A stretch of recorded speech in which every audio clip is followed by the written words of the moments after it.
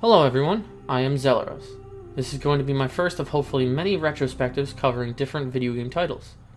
With these reviews, I hope to give a unique take on the story and mechanics on the games that I cover. So I'd like to start with Assassin's Creed Origins.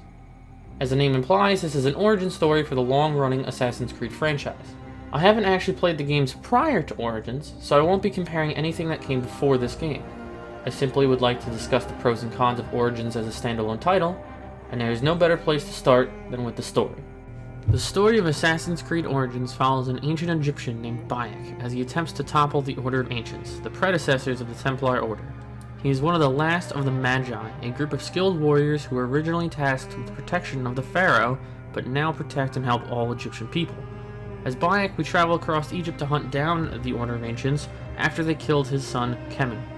This is his main motivation throughout the game, and one of the reasons why I feel he's such an amazing character. His grief and anger drives him forward to get revenge, and every time he interacts with a member of the Order in these post-assassination cutscenes, all of this emotion comes flying out. In one of the first missions of the game, you are sent to assassinate the Ibis. During the conversation afterward, Bayek starts off noble, believing he's in the right. But after being taunted about not being able to save his son, Bayek immediately goes into a fit of rage and bludgeons the Ibis. He is a human being that feels for the loss of his son, and in the face of one of the killers, can't help but lose control. I find it helps connect us to this character that we're going to spend so much time with. One of my favorite parts of the whole game is the conversation with the crocodile. In the hunt for the crocodile, we meet a family who has a ledger that could identify more members of the Order. However, their daughter Shadia took the ledger without knowing its importance, which leads to her death. Bayek, seeing the same event that happened to him repeat itself, is driven further to bring this crocodile to justice. After some fighting in a gladiator arena that she runs, we finally confront and assassinate the crocodile, and all of that anger and passion comes right out. The conversation starts with him simply screaming Shadia's name over and over. He exclaims that he will tear down everything that she stood and worked for, and the very last thing she will ever hear is the name of the little girl that she killed. This is most definitely a personal vendetta, not much heroism going on here. While he is the good guy, he isn't a knight in shining armor. His emotions get the better of him. I find it makes him a very relatable character, and he really carries throughout the story. But as a Magi, he still has a duty to help and protect the people, which gives us the various side quests that we have throughout the game. These side quests sometimes have interesting tidbits of information, but nothing is really vital in the main story. Although I do think while they are mainly used for experience gains, being a Magi and having a duty to help gives us a nice little narrative reason as to why we're doing all these random tasks. It helps build Bayek's character up a little further as a selfless protector who truly is looking out for the little guy. On the other side, we have the Order of Ancients. Their main goal is peace, but strongly believe the ends justify the means. They are willing to sacrifice anything or anyone that gets in the way of their goals. Since they are the bad guys, this often portrays them as nothing but evil. But when we finally get to meet and interact with each member, I find it surprising how human they often are. The members don't get a lot of development by themselves, but a lot is done with the little time they do have. Other than the effects their actions have on Egypt and its people, we are mainly only given small conversations after they are defeated by Bayek. These conversations are often filled with emotion on both sides, and give a lot of detail on their thought process. A great example is Khalisat, otherwise known as the Hyena. She is shown to kidnap people, desecrate tombs, and perform dark rituals for the Order. However, once defeated, she elaborates that all of this was a desperate attempt to bring her daughter back to life. She felt that she failed her daughter and needed to bring her back in any way she could. Khalisat's motivation was grief, something that I imagine many could sympathize with. It makes her character much more human and relatable, all in the very short time that we get to interact with her. I'd also like to look at another member of the Order, the Scarab. Now the Scarab is known for burying people alive in the sands of the desert. We find out that he even cut out the tongue of his father-in-law. He's pretty messed up, but he also does a lot of good as well. His entire plan involves digging up a city that was swallowed by the desert. He provides homes and livelihoods for those less fortunate. For a man that's considered evil, he does a lot of good to help people as well. In my opinion, this helps build the world and story up a little bit more. Despite the good that he has done and could do, he still has to die for our vengeance. A simple change in perspective could make us look like the bad guy all of a sudden. All of this trouble ends up being due to a piece of Eden. From my understanding, these pieces of Eden are old artifacts that can manipulate people and cause illusions. They are from the Isu, an ancient civilization prior to humans that were wiped out. The Order was after this piece of Eden to remove the free will of the people to enact their peace. I believe this is a common trend among the Templar Order throughout the series. They do actually get a hold of it, and we get to see what kind of carnage that sort of power can have. We find groups of people left mindlessly carrying out tasks like executions. I like that we get to see this happen. Even if you aren't like me and are familiar with all the lore, we can directly see the impact the artifact can have and why it's so important we need to stop them. It would have been easy to overlook the Piece of Eden because we've technically seen it before and know what it can do. I appreciate it when a story shows us rather than tells us the impact of something so important. This puts us at the end of our journey. Bayek creates the assassins, which he originally calls the Hidden Ones, and we are allowed to continue roaming the world and helping people through the side quests. At a few points during the game, we are kicked out of our main story where we find someone named Layla Hansen is actually the one viewing Bayek's life. Layla is in the modern day and has built an Animus, the device that lets you view these past events, that doesn't actually require the person to be an ancestor to see their memories. The events with Layla are very limited and I feel are only really there to connect to the greater story of the franchise. As with a lot of the characters in this game though, despite the little time they have, they are actually given a lot of development. These tiny moments with Layla build her up as a headstrong, ambitious, but very capable person. She's never worried about any consequences that might happen from overuse of the Animus and is determined to go through with her project. These sequences with Layla are very short and few and far between, so I don't really think it has much of an effect on the pacing of the game too much. So it's about time we talk about what I consider to be the biggest hindrance to the game, Aya. She is Bayek's wife and she has joined his quest to get revenge on the Order. However, she is nowhere near the character that Bayek is. While we get to see Bayek deal with his grief and anger, Aya usually just shows up and does very little. When we do see her in the story, I always find myself less invested in what's going on. From the start, she's completely loyal to Cleopatra for no apparent reason. Bayek constantly questions Cleopatra's worth, but Aya blindly follows her. It's a shame too, because her character has so much potential. From what I can gather, her way of dealing with grief is by pushing away people she loves the most, in this case, Bayek, and internalizes that struggle. She finds an outlet in Cleopatra's cause and probably gives her some sort of purpose to live. Unfortunately, none of that is explored. Instead, we just get a character that appears self-centered and egotistical. Aya constantly acts strong, but just comes off as an asshole. Like after an attack on Cleopatra, and Bayek comes to check to see if his wife is injured in any way, she just shrugs him off, claiming nothing hurts anymore. Like, this is your husband here, not just some random guy. She doesn't even look at him. Yeah, you go, Aya. You don't need anybody's help. You are big and strong. What an asshole. Then Cleopatra just continues on. Like, what a perfect opportunity for some character development on Aya's part. Rejecting her husband like that could cause some strife. Maybe a nice look into her thought process. Perhaps she wants to distance herself from others so she can ease the pain if she loses them. Or perhaps she doesn't want to rely on others in tough situations, so she can make sure she makes it through them on her own in the future. Or perhaps it's just nothing, and she really is just an asshole. I find Bayek to be an incredibly well-written character that we can connect with while playing through the game. And I find it amazing his wife is the polar opposite.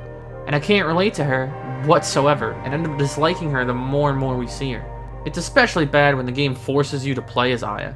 You lose all of your perks that you acquired as Bayek, and it's just very jarring to suddenly be forced to have a specific set of tools and abilities for no reason. I think that's a good point to go over the mechanics of Origins. Combat is pretty basic. You have a light and strong attack, and a shield to block, or you can just dodge. You also have an adrenaline bar that grants access to a powerful attack once filled. There are multiple different weapon types that have a different attack animation which lets you differentiate your playstyle a little bit. It's really up to preference which weapon you want to use, as you can accomplish anything with any weapon, and have the ability to unlock a second weapon holster, really giving you plenty of choice. There are also a variety of different bow types that each have their own purpose. Predator bows are meant for stealth and do large amounts of damage, but they have a limited ammo capacity. Meanwhile, warrior bows let you shoot multiple shots at once. All of your weapons and shields have a different rarity to them, which allow them to have a variety of bonus effects. Some weapons can give simple bonuses, like more adrenaline on hit, or more interesting ones like having your weapon on fire. Combat isn't too complicated, but I do appreciate the little bit of freedom I have in choosing my playstyle. I can find what works for me and run with it, or experiment with all sorts of weapons. I personally end up usually using a one-handed sword for quick attacks, and two-handed axe for large burst damage with my overpower adrenaline attack. But that's just what I find works for me. It's still nice to have that choice. The armor you wear is simply cosmetic, but they do offer a large amount of cosmetic armor throughout the game. You can buy very simple ones from stores for gold, but aren't anything special. You can get much cooler and iconic outfits from the Ubisoft Club or store. These outfits can be very iconic, like Ezio's or Altair's armor from the previous games. It can be pretty cool to wear these outfits, although the coolest by far is the Isu armor. It's unlocked through a lengthy side quest where you need to align all these stone statue things along with gathering 50 silica, a very rare material only found in tombs. It is definitely worth the time though, as I ended up using it pretty much for my whole playthrough. I don't really want to talk about the in-game store very much. Origins is a purely single-player game, so if you want to purchase cosmetics or time savers, it really is your own choice. It doesn't affect anybody else, so I don't have much to say on the topic, at least in this game. The last part of our gear is our crafting bar. This simply lets us upgrade our base stats and ammo capacity. It's a good idea to keep up with this throughout the game, but it's just there. We also have talent trees. In Origins, we have levels, each granting some stats and a talent point. The max level is 55, but you can continue to gain experience for talent points past that. There are a ton of talents which give access to new abilities or tools that can change each playthrough drastically. You can technically get them all eventually, but not until after reaching max level. You can't respec either, so each talent is a commitment. If you don't spend your talents wisely, you can be put into situations where you could really use other abilities. I personally really like the different tools you can get access to and try to get those first. I have a very stealthy playstyle, so I really like using the poison dart to my advantage. Throwing a dart and letting it deal damage over time to take out my enemies while they walk around the base and eventually spread that poison further, that is something that fits my playstyle perfectly.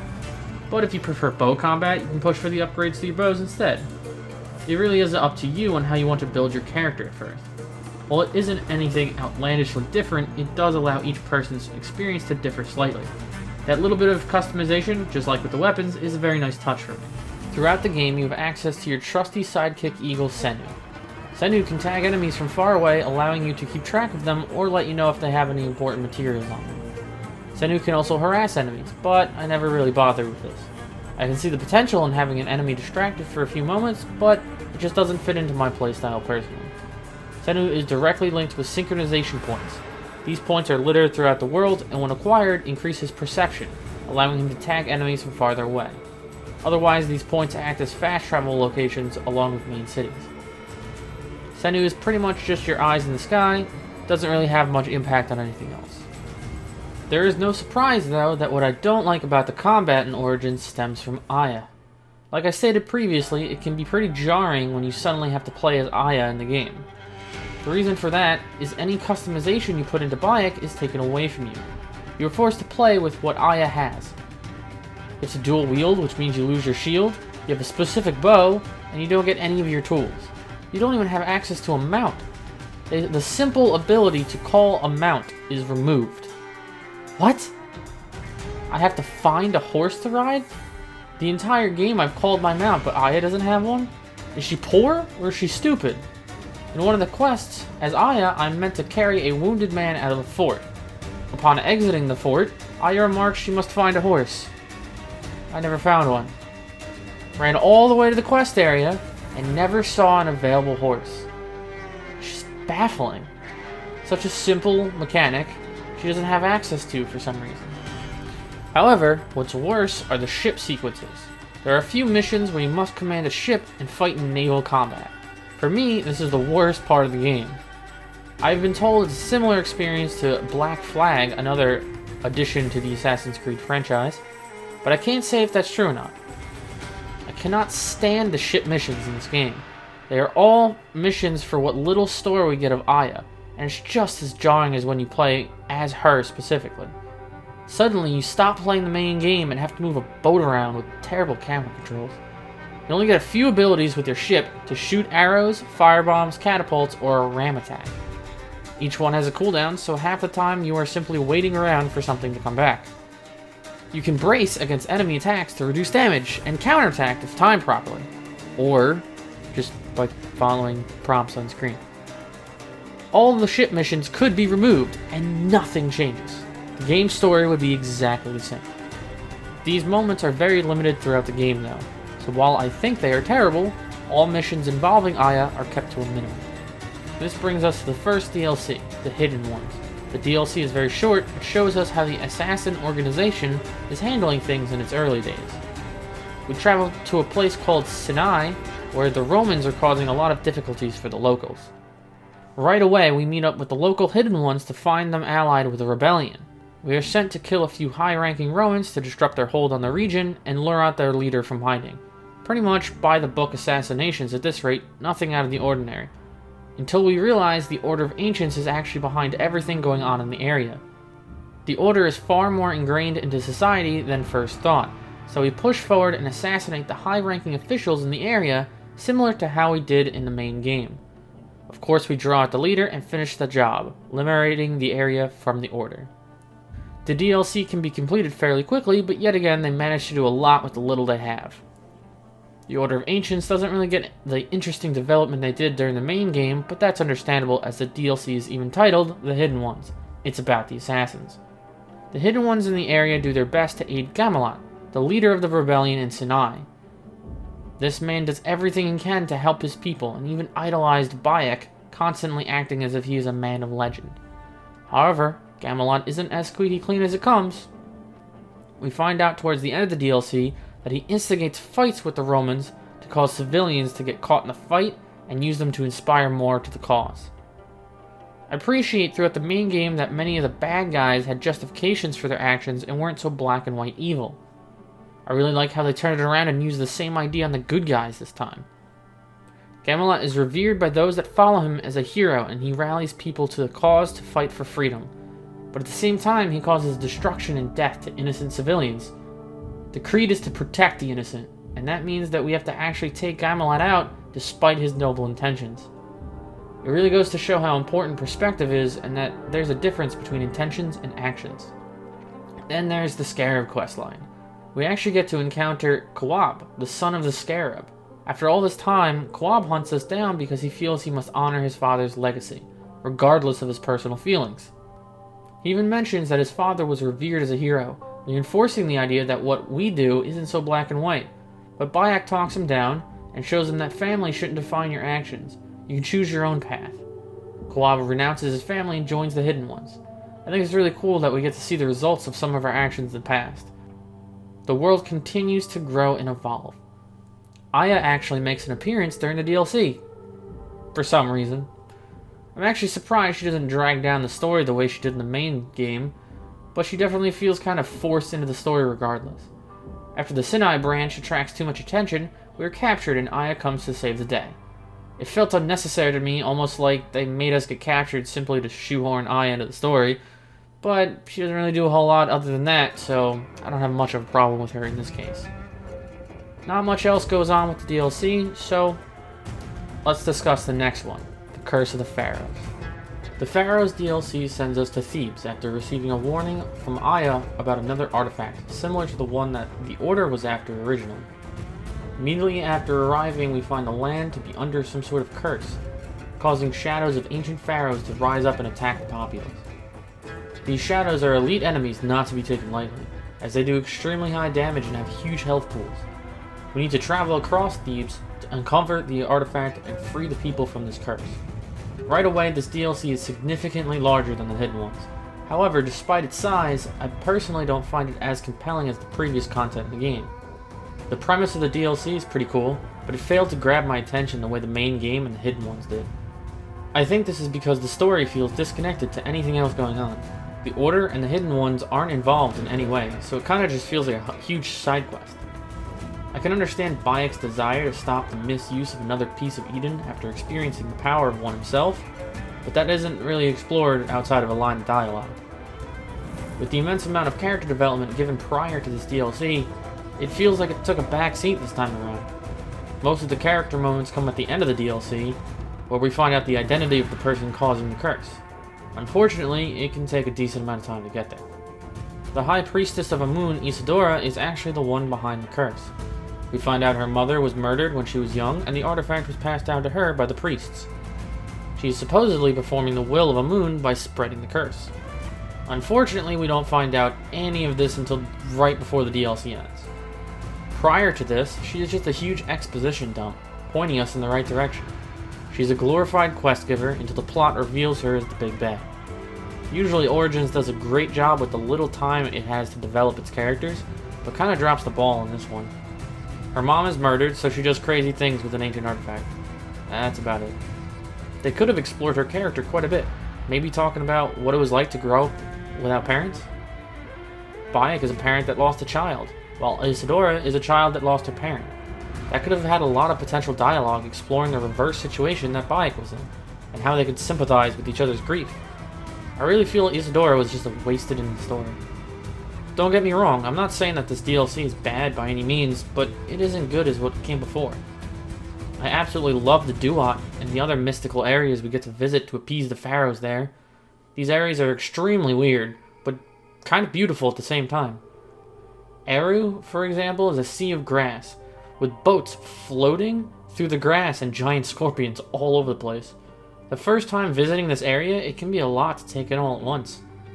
As awe-inspiring as these areas are, they all have pharaoh bosses to deal with. Now these pharaohs, like I mentioned before, are no joke.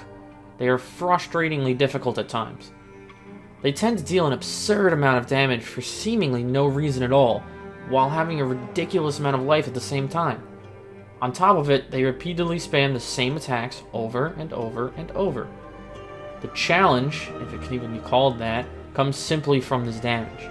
Getting caught by two of their attacks back to back is just simply a loss. There's no interesting mechanics that need to be dealt with, just dodging, dodging, and dodging until you poke them once for a sliver of their health. Thankfully, my two-handed axe I was using restored a little bit of health on hit, so I could stay in the fight the whole time. These fights would be a million times harder without it. Once defeated, I felt like I completed a chore rather than beat a boss. Kinda disappointing. Then there's Sutek, this random guy that's shoved into every part of the DLC. I have no idea why he is so important, but he's just everywhere. From when you first arrive in Thebes to the very end, he's just there. He's a bit of a troublemaker, constantly getting himself in way over his head, but it's a little crazy how he just happens to be everywhere we go, no matter what. He doesn't do anything special or have any significance to the story, he's literally just there. All the time. I'm not exaggerating either, it baffles me what his purpose is, other than getting in the way. Then at the end of the DLC, Bayek for some strange reason gives him the artifact that caused so much trouble. Like, why? Bayek says it's because Sutek has experienced the effects of the artifact, so he will want to get rid of it. But so is Bayek. So why not hide it like the first one? Why give it to this strange person who has proven to be constantly problematic? Am I supposed to have some sort of connection with this guy, simply because I've seen him a bunch? Was his character there just to have a way to dispose of the artifact in the end? I don't know. The DLC isn't the worst thing in the world, but it certainly pales in comparison to the hidden ones, let alone the main story. This was my third time fully playing through Origins. With the exception of everything to do with Aya and her bullshit, I truly enjoyed my playthrough. The combat is fair, and you have some small customization options that spice things up a bit. But at the end of the day, the story is by far the best part of the game. I find both heroes and villains often have compelling motivations and overall well-written stories. Despite not playing previous installments in the franchise, I was completely immersed in the environment, and when controlling Layla, I was always able to follow the immediate story and understand what was going on. The world is huge and filled with all sorts of tombs to explore and loot. The Hidden Ones is an excellent continuation of the main story of the game and delves deeper into the mindset of the assassins. The Curse of Pharaohs, while not as bad as the Aya portions of the game, still wasn't up to par with my expectations. Perhaps it's just my personal standard that was set too high after the amazing base game experience, so I will admit some level of bias there. Overall, I feel it's a very well-crafted game and I highly recommend it to anybody. Even if you've never played Assassin's Creed before, this seems like a great place to start and get immersed in the lore and branch out from there. Well, that's it for this retrospective. Thank you for watching, and I will see you next time.